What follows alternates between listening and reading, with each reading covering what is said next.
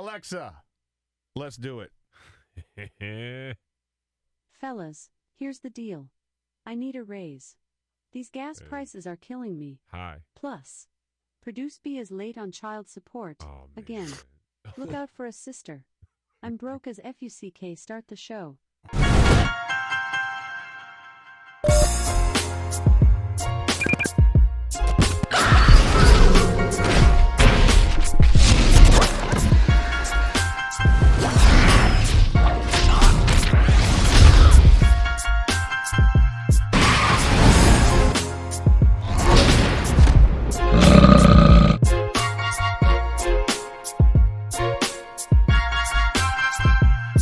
Man, this is like a relationship between producer B and Alexa. Oh, man, what is going on? Child my services? Man, come on, man. You're late again. Come on, man. You can't be doing Sorry, that. man. I've had a lot going on, and I didn't know I had a kid. First of all, I thought that if you like subscribe to Amazon Prime Music, that's technically like paying child support. Yeah. So are you late on that too? Come on, or man. what? Like Amazon Prime, like buying from Amazon, that's child support to her, man. Come You on, gotta man. feed it, man. You got to feed the beast. You know? Well, you have to No, say for he yourself. doesn't. Nothing. He's like, yeah, He I don't know. doesn't He's say what confused. himself. I'm not entertaining this, man. I'm not entertaining it today. Why, we are bro? all serious. Huh? This is serious, Mike. We're about to get into some serious topics today. It's about to get No, real. I'm not getting into anything serious, man. I am not at all. Hey, man, producer B, man, I want to hear something. Tell me an interesting story from your week, man. Something that, something that. Okay. All right, I here we don't go. know. Yesterday, I had a precancerous spot removed out of my back. So I had surgery. They took the top of it off. They put it under a microscope, biopsied it. They said, this looks like it may turn into cancer, or it is cancer. We don't know yet. Oh, So we're man. going to go back in and we're going to take like the rest out and the surrounding area. So I go there, I'm on the table. They numb me up. I feel at least like 11 needles go into my back before the surgery starts.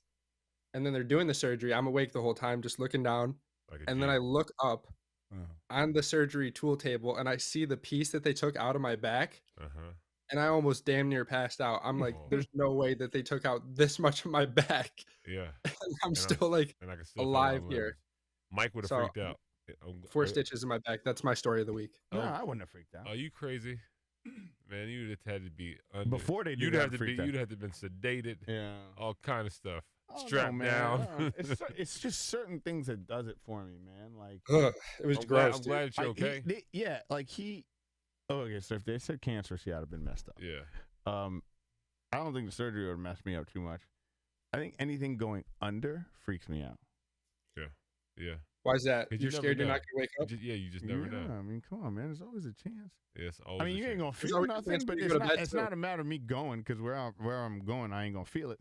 It's just you could possibly, Your last thought could be going to sleep in the hospital room or something. Yeah. Yeah. Wait. No, it's gone. It's No, over. so, Lights lights, out. lights, Lights out, Joe Jackson. Like, Cable has been cut off. gone. See your piece. But- Oh man. But You don't I mean, choose how you die most of the time. what? Really, most people don't get to choose how they die. That's the thing. Like, so you can't really worry about it. You just have to live every day like it's your last, anyways. Yeah. Says the man that tells me all the time that he's freaked out by death. He's freaked out by I'm, death. I'm getting over it now That's- because there's No, you're nothing. not. That's this week. Okay, next week is a different story. That's interesting that you're freaked out by death. I feel like the younger I was, the less I thought about death, or I was scared of it. The more older I got, and the more things I had to lose.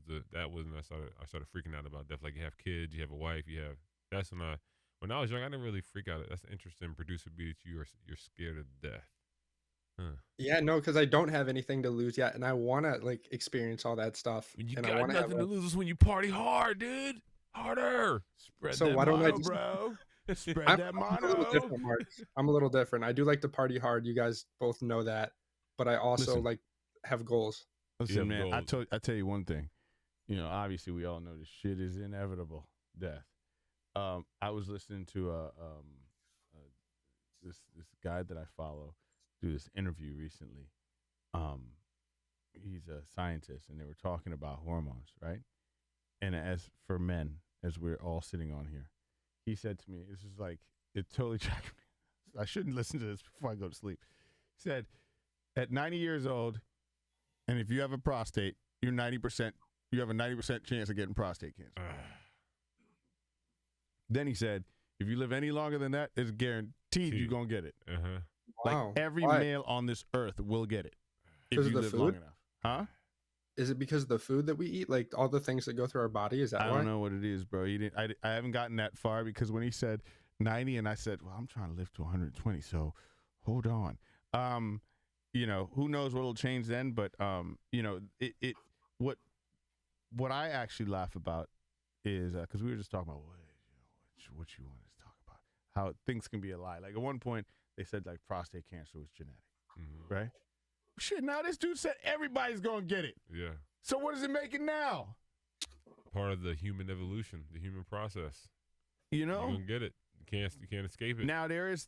He did clarify by saying like there is a difference in how rapid it happens, right? Now is this a certified doctor you're listening to, Michael? Yeah. It's not a YouTuber that No. just put on a lab jacket and was like, yo, you gonna get prostate I saw cancer, him on bro. TikTok. It was cool. Oh, you saw him on TikTok. He got a lot of followers. That's what we've gone to now. Instead of looking at doctors' degrees, we look at their TikTok following. If they got a lab coat on it, they're certified for sure. He might be telling the truth.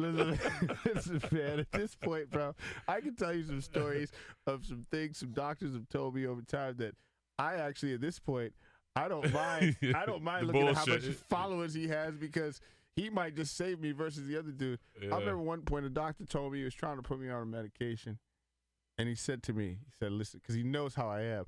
You give me anything, bro. I don't care what it is. I Google it. You give me Advil, I'll Google the shit, right? Yeah. I'll research it. I'll look at papers. I'll be like, man, side effects, all side kind effects, of stuff. all that shit. So he said to me, I know what you're going to do. He goes, if you hear anything in the news about it causing cancer, it's okay. They worked it out, right? I was like, They worked it out. Worked it out? Yeah. Worked it out when? I was like, that's your pitch? You want me to take something new and you going to tell me that it causes cancer, right? And then say, it's okay. It's all right. It's all right. Don't It's worry about okay. it. Yeah. So you said, no way. It's not okay. no. You know, so I'm just like, I'm at the point, man, I don't believe anything anymore, man. Absolutely. I'm just in this phase where I'm just like, is that true? Is that, you know? Yeah. But as far as freaking out with what producer B went through, yeah, if I saw a chunk of my back on the thing. I would freak out too. It was like about like this big, like the size of like, what is that, like $50 coin? I'm like, dude, they cut that much of your skin off? It was like fat. It was like, oh, bro, I'm gonna get sick thinking about it. I swear to God. Hurt his throat. Yeah, he's got his throat up. Bro, it's disgusting. Hey, so do they have to like do a biopsy on it to see if it's cancerous, or what's the do a damn biopsy? But I am 100% sure they took out my like everything. They took out all the surrounding area. Like there's nothing left in there. You know. Okay. All right. Well, we'll pray for you. We'll pray for the producer B, and I know that your girlfriend is gonna be thinking about you as well because you laid on that child support. You know who I'm talking about. Oh, okay. Your booth thing. Yeah, like for real. You better get that child support in. I just installed these new lights that are supposed to be cool Wi-Fi, and like we're like filming and just changing. Like boom, there it goes. Changes again. Let's get some candlelight. You know what I mean? Oh, I like that. He's setting the mood. Look at him. Look at him, man. So we were talking studio about upgrades, ladies and gentlemen, in the Bears Den. The Bears Den. That shit is fly. It used to be hood, but now it's fly. You know what I mean? We got some new stuff. We were talking about what we were talking about today, and we were just thinking about it. And we had a discussion that was going on a little bit earlier, kind of dealt with race or whatever. But I was driving over here and I was thinking about. I wanted to ask you, Mike, being from where you're from, when was the first time? Or you too, producer B. When was the first time you can remember experiencing racism at all in your life? You know what I mean? As a kid, I know exactly when. When? It wasn't never at my home. At least not that I, or maybe I was just too naive. But the first time I had gone I was in Baltimore with some of my friends. I'll never forget a new PlayStation whatever came out. So so long ago, it was like the PlayStation 1. Yeah, PlayStation 1. Yeah, first generation. So we went there. And there was an old dude. I'd gotten one, whatever one it was. I was getting ready to go pay for it. And this old white guy, wanted to know what I had in my hand. He said, what you got there, boy? He called me a boy. Yeah. Now, my friends, which were from downtown Baltimore, hood. By the way, everybody, I grew up on a small island that I never, there was no really minority. I was never a minority. I was actually a majority. Yeah. So it's a little different to me. So so they flipped out on him. They from inner city Baltimore thought they was about to kill the dude. Like, what you say? whoa. What y'all about to do? Yeah. What's going on? I'm confused. Yeah, right? ain't that deep. Oh, he can't be calling you boy. Why not? I mean, he's white, yeah, whatever, but he's older, significantly older than I. I mean, he was like in his 60s or 70s, late 60s, 70s. And it didn't sound real, but it got real tense. You know what I mean? And I jumped in the middle of it, and then another buddy of mine jumped in the middle of it, and, but they took that as a very racial thing. Yeah. And I took it as, and then they had to school me on it. I know nothing about it. Yeah, what you talking about? Yeah, racism. And I said, but he's older than me. So technically to him, I am a boy. Right? Yeah. I mean, I don't see nothing wrong with that. But that's when I experienced, that's when I knew what it was, right? Yeah. As far as experiencing racism, I mean, I'll be honest with you, man. I don't think, I have. Yeah. I was just. wait, hold on. What's racism to you? Racism is just like, being treated differently because of, something about you, your race, your skin color. You know what I mean? Like something noticeably that you remember that happened because you are black or you're a minority. Does it? Because for me, if somebody calls you the N-word or something like that, yeah, but I don't even. Is that racism? Yeah, I think it is. I think it's a form of it. It's verbal. You know what I mean? It's like a white person did that to you? But not call. No, they didn't call me that. But they you crazy? But I'll tear this motherfucker up. They used it in context around me. Okay. I mean, for me, because I was thinking about it, and I remember, not really. I remember being in high school and being younger and knowing that there was a weird, not tension, but like something felt different, but not realizing it might have been something to do with racism until I got older. Because, I was like, when you're involved in things that extracurricular activities that kind of take you away from being involved in sports or being involved in whatever you do outside of it. Yeah. Well, you know what I mean? Yeah, like the veil of racism can kind of be. Let me take that back. So in hindsight, I've been in racist situations, but didn't know they were racist because as a kid, you're naive, right? Yeah. Like you Give said. me like a scenario, like type example. Who, me? Yeah, like so for instance, like I remember being in high school, right? And I didn't really have any girl. I went to a predominantly white high school, right? I had some girls that I was cool, but I didn't have like a main girlfriend, and I didn't really think anything of it because I wasn't really sports was my thing, right? So then, like as I got older, and as I used to go back to the town I went to high school in, I realized it was the upper echelon area, suburban white, and a lot of these kids, girls that went to my high school, their parents are probably like, you can't date a black guy or you can never bring a black guy home. But you're not in those conversations to know that that's what it is. You know what I mean? To know that that's the reason why certain people that you might have an affinity for might don't reciprocate it towards you or whatever the reason may be. You don't know what goes on. That's why I'm saying the veil of racism. So when you look back on it and be like, it could have been that. It could have been other things. It could have been you just didn't like your ugly ass. Well, here's the thing, though. The crazy part, I have experienced it. The more you explain it, I have. I'll start with childhood, right? So back home, and this isn't even white, black. This is actually really interesting. So we have a very interesting mix of population where I come from, right? It's just a plethora of people from various parts of the world. But we had a big Arab population, a lot of Arabs, right? And which was weird. And they have, and certain races kind of, I don't know if they control. Yeah, they control through politics and all that stuff. I'm going to call my island out because they do a lot of bullshit there too as well. But for some reason, these Arabs have all the freaking grocery stores. I don't know why, right? Yeah. This shit is just weird. Yeah. And for some reason, they don't eat the food that they sell, which is even weirder. Yeah. You want me to buy it, but you ain't eat it? Nah. But a lot of their kids came to our schools, right? Which were very, predominantly, all our schools were predominantly West Indian, whatever.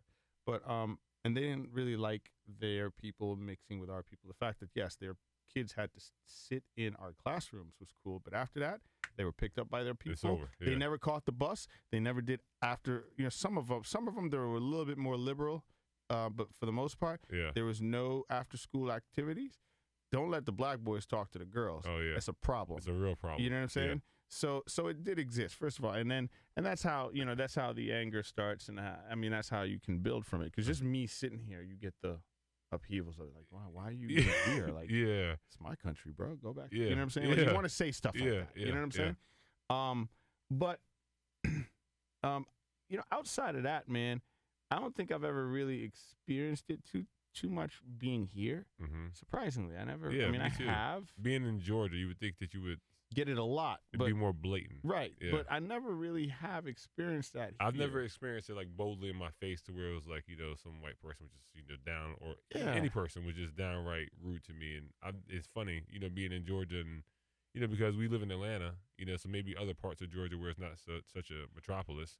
I'm sure you have more chance to experience that. I mean, I think the one thing that happened, like when my wife and I, because my wife is white, I think when my wife and I started dating, it's kind of like the on the down low types. Like, let me see what you know. Uh-huh. But I think one of her, well, not immediate family. This person was married to a family member, and I think she just out of the blue, like one day, like Sarah's dating a black guy.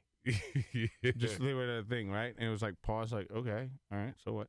And needless to say, this woman is no longer part of that family. Uh-huh. She was soon removed. Yeah. Like there's just the whole vibe of her was bad. You gotta like, go. So there's gonna be people. I mean, I could tell you, there's racist white people, there's racist black people. Absolutely, you know what I mean? absolutely. And then Absolutely. there's people like Dave Chappelle who acts as a.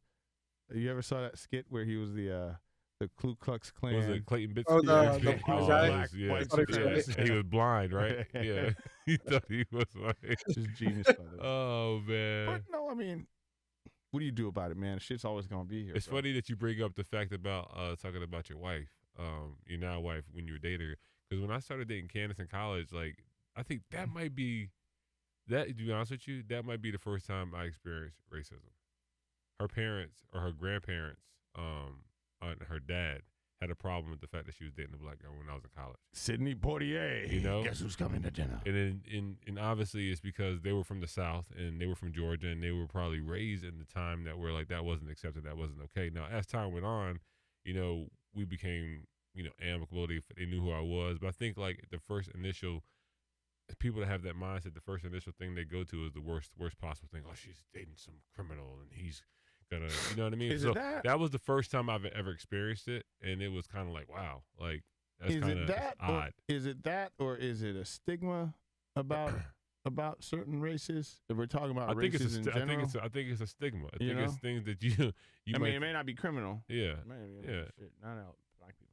No, not all black people commit crimes. You commit crimes, everybody. Shit, But white people commit more crimes than black people do. Maybe you just crimes. intimidated them. Huh? You think you could have like intimidated them, Who, Mark? me Like, personally? No, yeah. because it was something where like I think the thought of me, because knowing college football players, and I guess you might have a conceived notion in your head of what that is, because they never met me before. And like it got to the point where like they cut her off, financially for like a semester. Really? Yeah. Okay, it was yeah, like, they're probably racist as fuck. yeah, but then like to that point, that like then they got to know me and they met me, and I just just this past week I was over at her great granddad's house, and so it's like I don't know if it was racism. I think it came from a racist point of view, but sometimes you even like here's just not knowing somebody. That's Listen, family now. Until it's blatantly said to me, I don't take it anything as like shit. This person may just not like me. Yeah. Right. Uh-huh. Because here's a very interesting way of looking at it. I was at a place. We were on spring break recently, past couple of weeks ago. Went to this restaurant, right, that my wife and I like, out of town with the kids. So the kids are sitting there playing, and there was this nice older white couple right next to us. And my son, who's 2 and can't sit still, decides he wants to make friends with these people. Yeah. I feel embarrassed because they're trying to eat. You know how it is. Yeah. You've been there with the boys, right? Let them enjoy the dinner. Right. Yeah. But they were very friendly and they encouraged him to play and all that stuff. So long story short, we're getting ready to leave, and the waiter that we had at the time, he was really, really nice. And I told my wife, a lot of times I'll tip the bill or a little bit over the bill. And I really like this guy, so I told her, I'm gonna do it. Fuck it. So he gave me the bill, and I put my credit card in and didn't think about it. Mm-hmm. Gave it to him. He said, "Did you read the note inside?" Looked at the note. He said, Your bill's been taken care of by the person right next to you, right? The white couple. I was like, oh my God, why'd you do that? He said, well, because we really liked you and blah, blah, blah, blah. And so very nice gesture, right? Really nice gesture. Here's where my mind goes. Fuck, you think I can't afford it because I'm black? What kind of racist shit is that? Right? Goes to a complete Hold on, I didn't go there like that, right? But it's just like it was a thought for you. But it's like there is one of those like tingling things in your brain that just kicks in, go off, and you're like, why the, you know what I'm saying? Would I even think that? Yeah. So it goes to show, right? Like people may be set off by certain things for absolutely, positively no reason, and the thing about it is, I feel like with this racism thing, which has been around, obviously, like I said, forever. I think, there are things in this world that benefit and take joy in charging that emotion. Mm-hmm. You know? Yeah. You know what I'm saying? Yeah. It's like a disease. Seriously. Uh-huh. And I think that it's like, it's for example, it's like, and I think the thought of, I don't know, I mean, hold on. Producer B, before I answer that, what's your definition of racism? That would be hard to define, Mike. But if I had to define it, I would say that it's the hate for someone based off their skin color, their racial identity. It's just hating them for no other reason than that. Like, you have no valid reason other than I look at you and your skin is a different color than mine. I hate you. That's what it is to me. So when you have people that can charge over that, right? For example, this is a funny meme that was going on, but it's so true. When Will Smith did the whole Oscars thing, right? I mean, that Oscars was pretty much run by, Will Packard. Yeah. It's kind of like, see, I told you, can't give him nothing. Can't give him nothing. Yeah. You know what I'm saying? It's see just kind of like, what happens. You give him a little bit. Yeah, you know what I'm saying? Like, it's just like not realizing that was an incident that happened, but people build onto it and charge that energy. Yeah. And I feel like that's what it is. I think people take advantage of a situation that's completely discharged at times. Not all the time, but at times. And I think they take advantage of it, and it feeds into the racism of things, man. Yeah, no, you're absolutely right. And I think it's a really wicked weapon politically. Wicked. It's bad. And speaking of, you were just talking about your kids and having, you had that meal and the guy paid for it. Then talking about our conversation, I started thinking about, okay, things that I might not have known when I was younger that might have been racist, but now as I'm older, I realized that might have been a racist situation. Having that perspective and knowledge now, for me personally, for my children, it makes me like, I'm on like edge. I'm looking around, like not looking around like I'm looking for it, but like if I notice it, I can know what the situation is, because we have biracial kids. You know what I mean?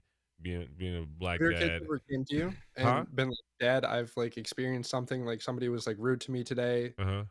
Me? Like, have you ever had? No, I haven't had that yet. So I'm waiting. I know it's gonna come. You know what I mean? I hope it doesn't.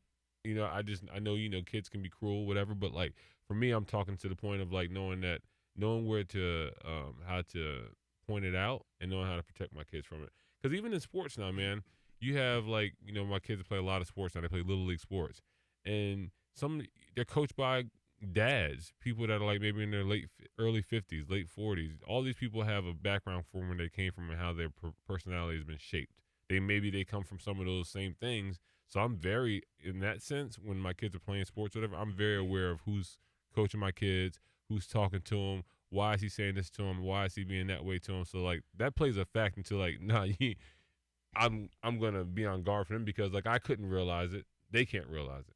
Do you ever experience that, like with your kids, Mike? Like just not being on edge, but just being aware, being able to protect. I'm not there yet, right? Rex is too young. Well, my son is older, so he understands. I don't really need to have that conversation. Rex is too young. Yeah, too young to even have that, to grasp it. Rowan's just now becoming social, right? And I don't think that's been a thing yet. Yeah. I've heard about it, especially in the school system, right? When I hear about it mainly with black kids, right? It'd be interesting to see as a biracial child how that's treated. Yeah. Not saying I'm expecting any kind of special. She go to predominantly white school or just mixed? Or? I mean, it's mixed, but it's predominantly white simply because of the neighborhood we live in. Yeah. Right? So, but, I mean, when you go to the school, you find a really great mix of, white, black, Indian, Hispanic, like, you name it. I mean, there's a good mix. Yeah. It doesn't matter to me, but you do get a good mix.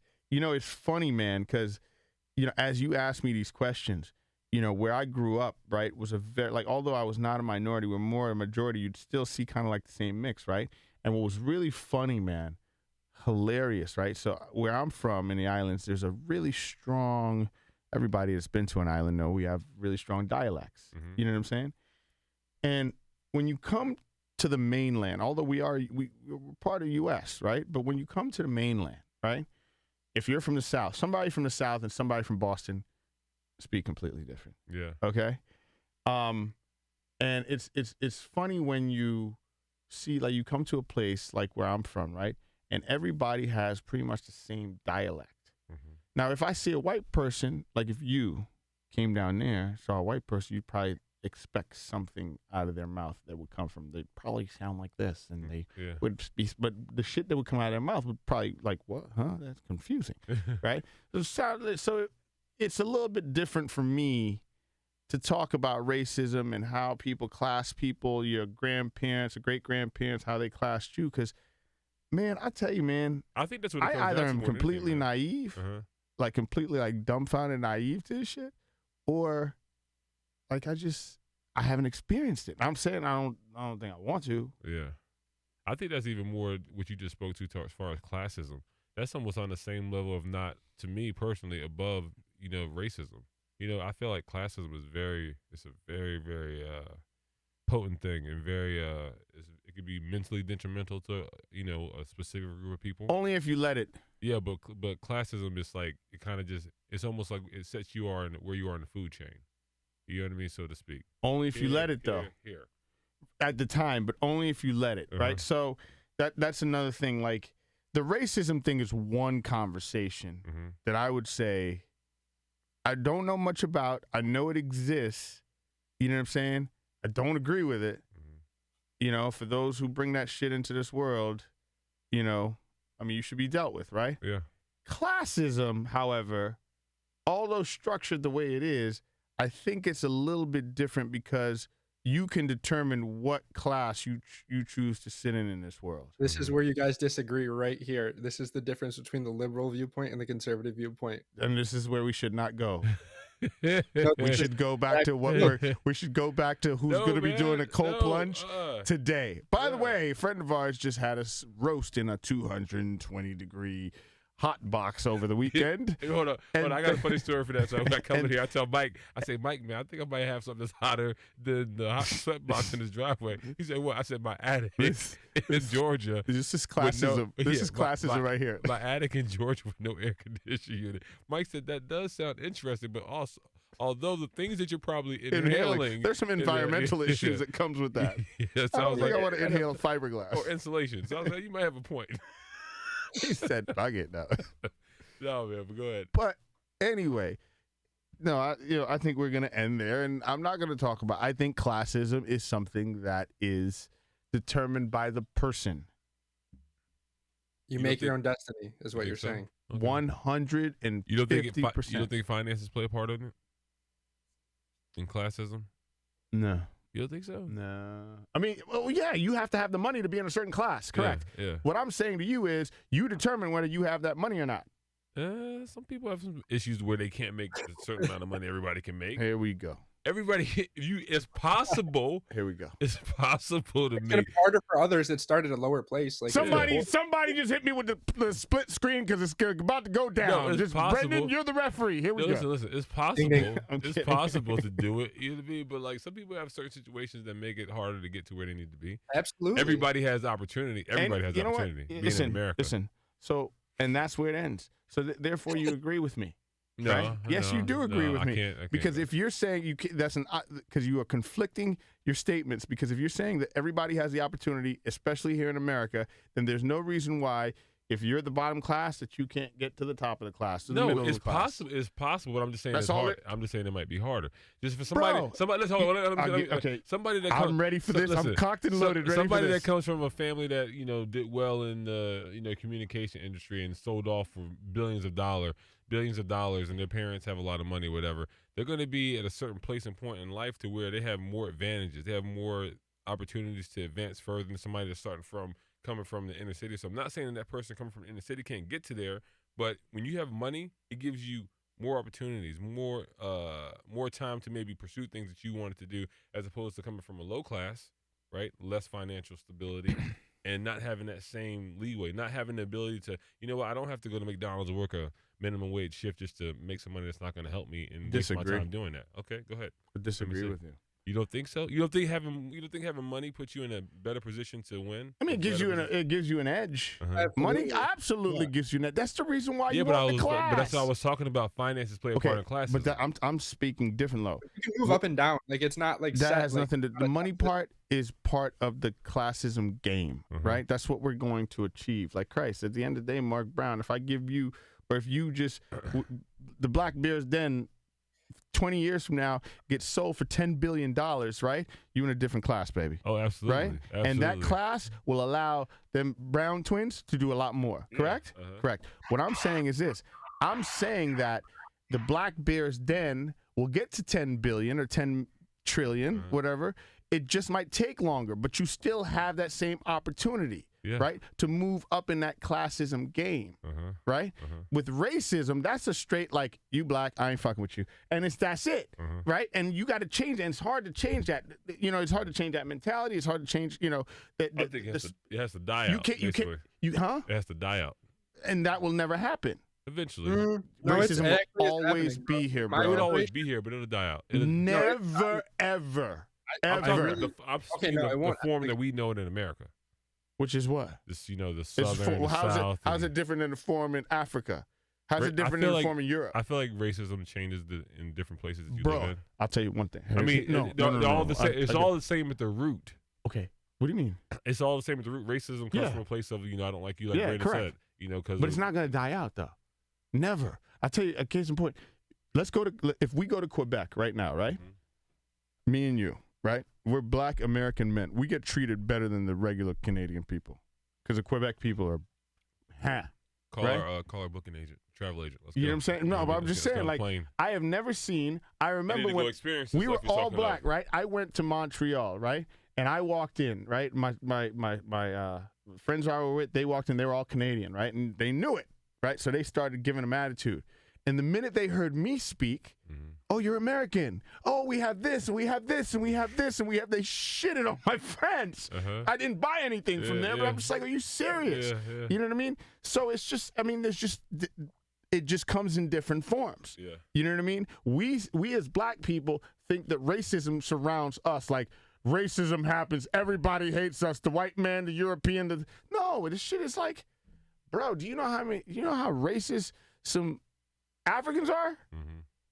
Try to call an African an African American. Oh man, lose their mind. Or sometimes Jamaican people get offended by that. You call them African American. What? Lose your mind. You want to talk about? I'm from this people. I don't want to be part of your people. And like, bro, like, what? First of all, why are you here?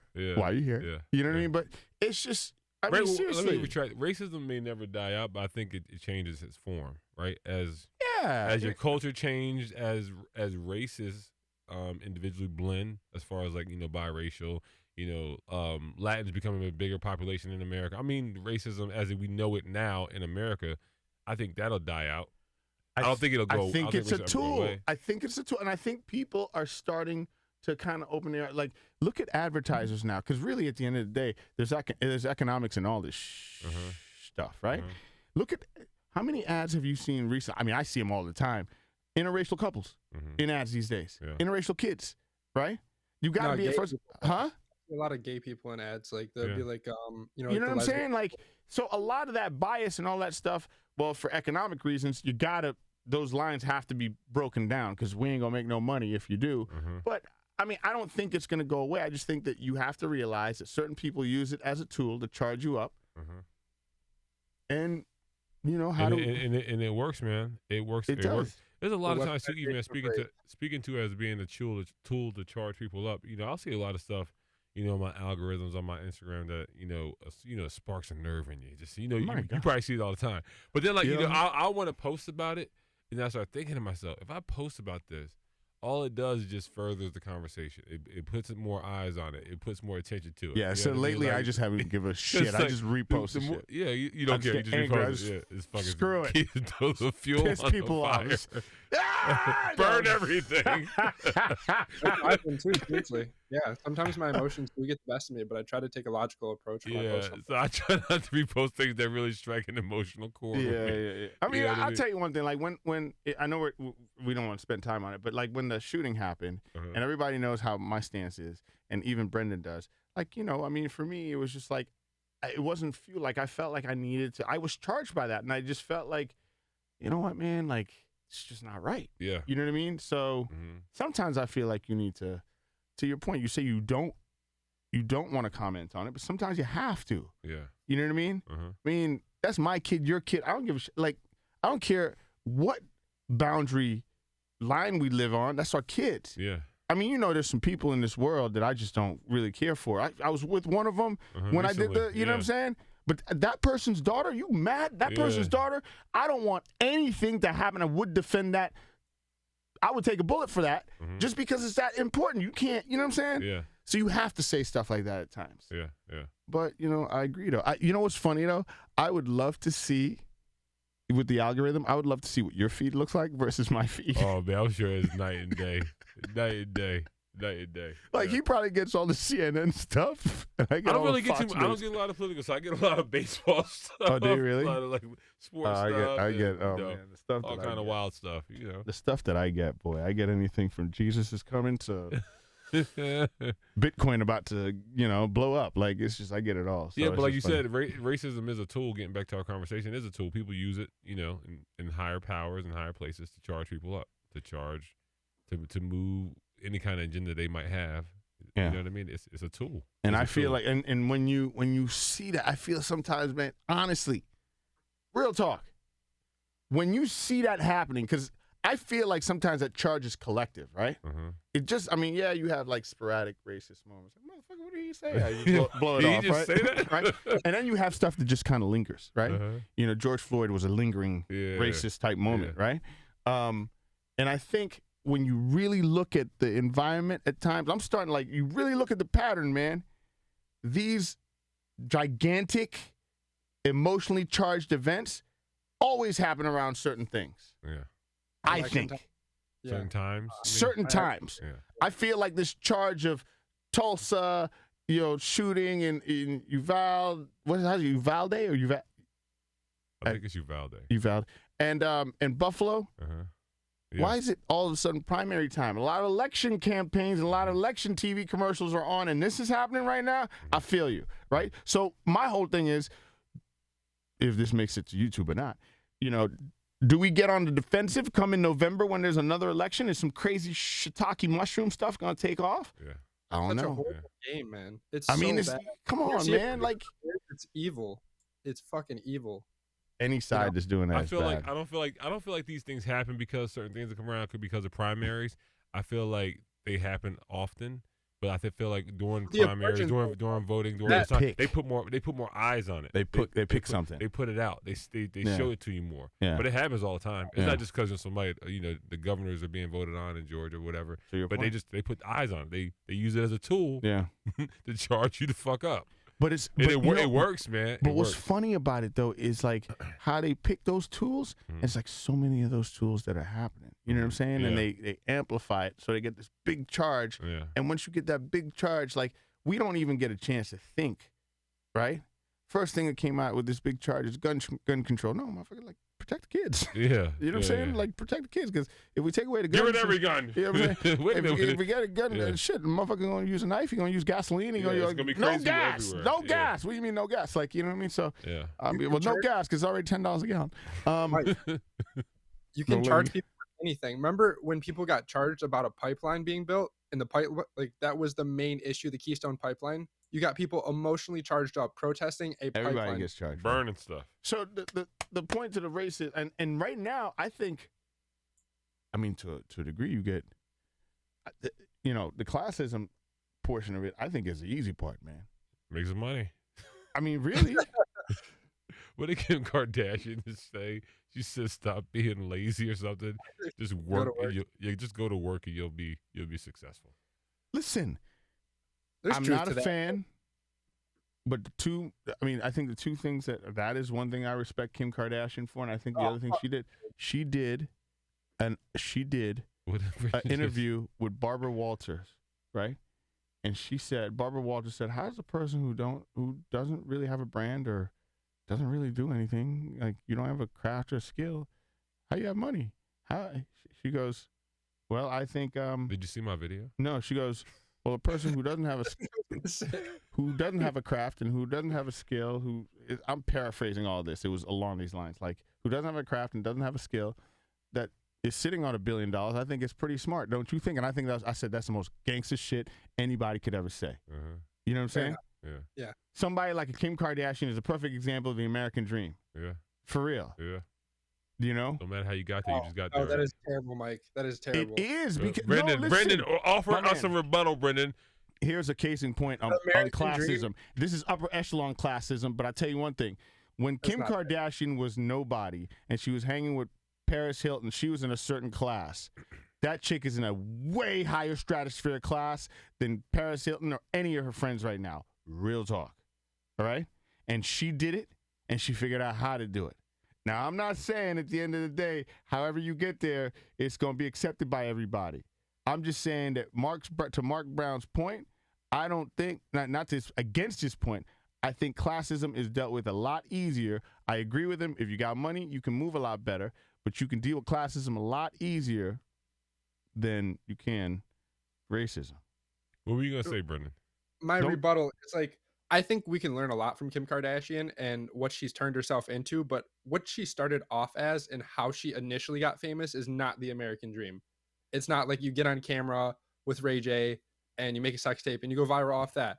It's like what happened after that, where she capitalized on the opportunity to like actually turn herself. That's the American dream. I got an idea. I'm gonna capitalize on it. That's what I said. It doesn't. Is porn's not illegal? Is it illegal?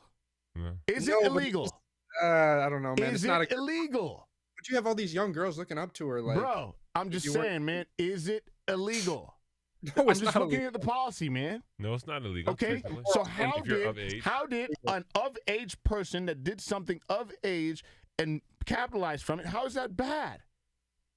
She's not. I mean, it's an opinion of somebody. It's an opinion of somebody. I got you. And right now, she's regretting it because she doesn't want her kids to have to see that.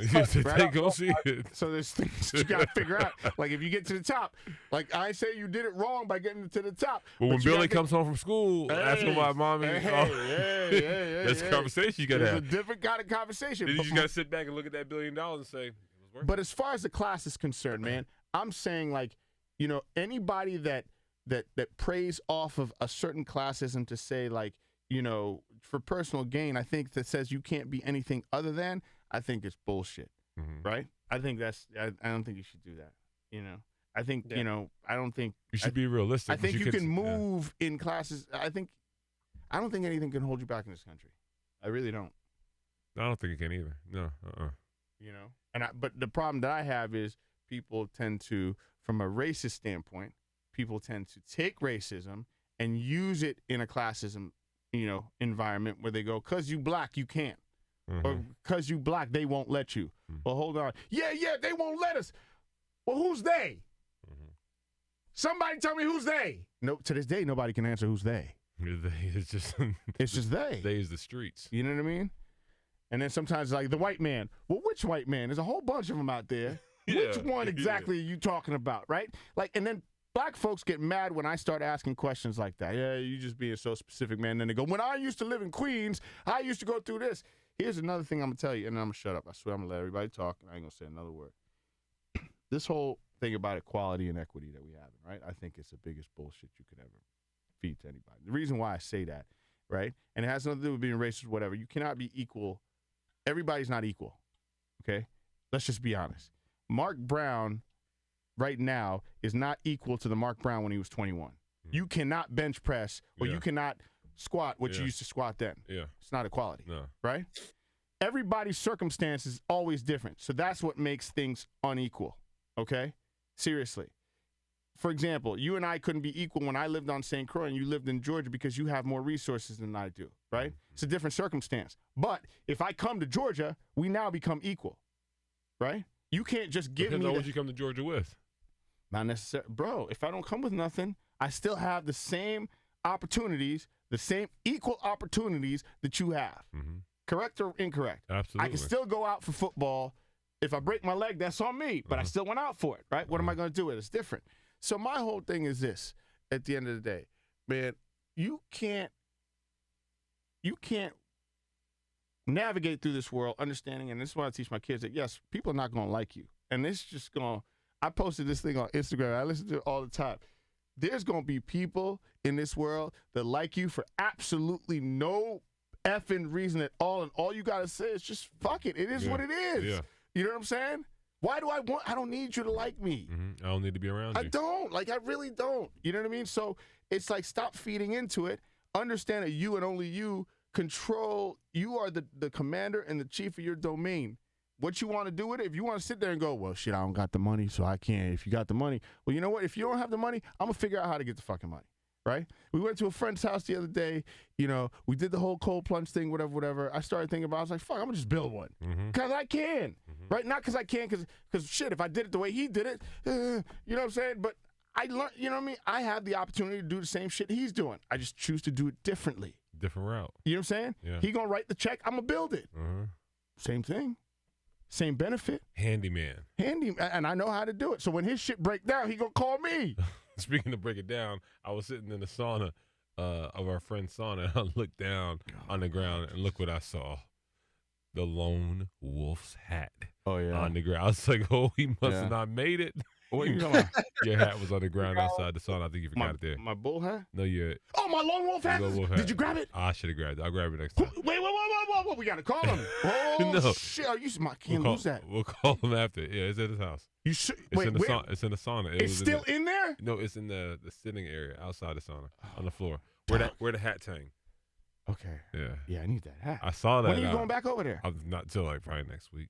Well, if I don't get there before until like Monday or something, yeah, I might go over there this weekend and get that shit. My wife gave me that hat. Hey, you see how the hat? We should add this as a segment to the show. I need you to cut. We need to cut this part out.